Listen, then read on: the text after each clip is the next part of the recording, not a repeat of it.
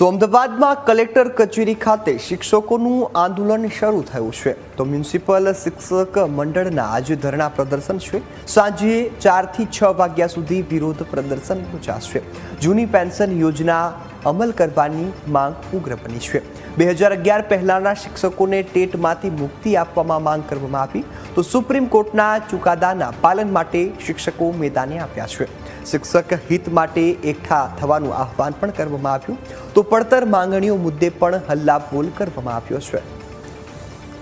તો હાલમાં તમામ જે શિક્ષકો છે તે પોતાના હિતને લઈ લડત કરવા માટે ઉતર્યા છે અને અમદાવાદમાં કલેક્ટર કચેરી ખાતે ખાસ ધરણા પ્રદર્શન છે તે યોજવામાં આવ્યું છે। આવેદનપત્ર પણ આપવામાં આવ્યું છે અને એક આંદોલનને જન્મ આપ્યો છે જેમાં તેમની મુખ્ય માંગોનો સ્વીકાર નહીં થાય તો આગામી સમયમાં વધુ ઉગ્ર રજૂઆત અને આંદોલનની ચીમકી પણ અત્યારે શિક્ષકો આપી રહ્યા છે। તો આપણી સાથે સંવાદદાતા આશુતોષ લાઈવ જોડાઈ ગયા છે। જે આશુતોષ, અમદાવાદમાં શિક્ષકો હવે આંદોલનના માર્ગે, શું વધુ અપડેટ?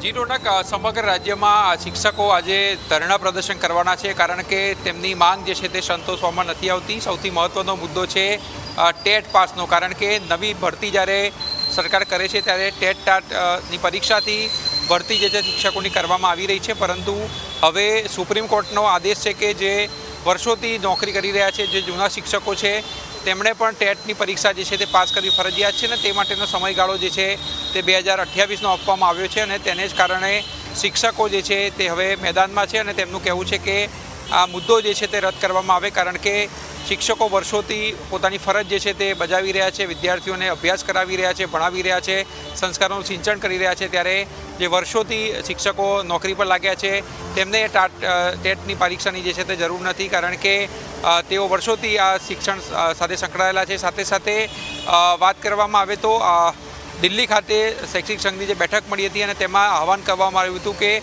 આજરોજ એટલે કે 17મી તારીખના રોજ સમગ્ર રાજ્યમાં અને આવેદનપત્ર જે છે આપવામાં આવે, એટલે આજરોજ તમામ કલેક્ટર જે છે તેમને આવેદનપત્ર આપવામાં આવશે આનો રદ કરવા માટે। સાથે સાથે ધરણા પ્રદર્શન પણ રાખવામાં આવ્યું છે। સાંજે 4 વાગ્યાથી લઈને 6 વાગ્યા સુધી શિક્ષકો જે છે અમદાવાદની કલેક્ટર કચેરી ખાતે એકઠા થવાના છે, આવેદનપત્ર આપશે અને સાથે સાથે ધરણાનું પ્રદર્શન પણ કરશે। સાથે અમદાવાદની સાથે અન્ય જે શહેરો છે, રાજકોટ છે, વડોદરા છે, સુરત છે, ત્યાં પણ આ ધરણા પ્રદર્શન કરવામાં આવશે।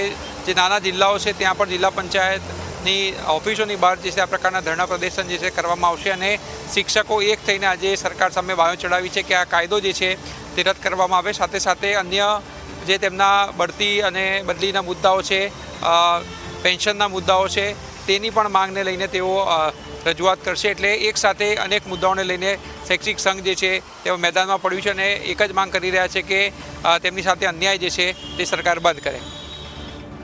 જી બિલકુલ આશુતોષ, સંપૂર્ણ વિગતો બદલ આપનો આભાર।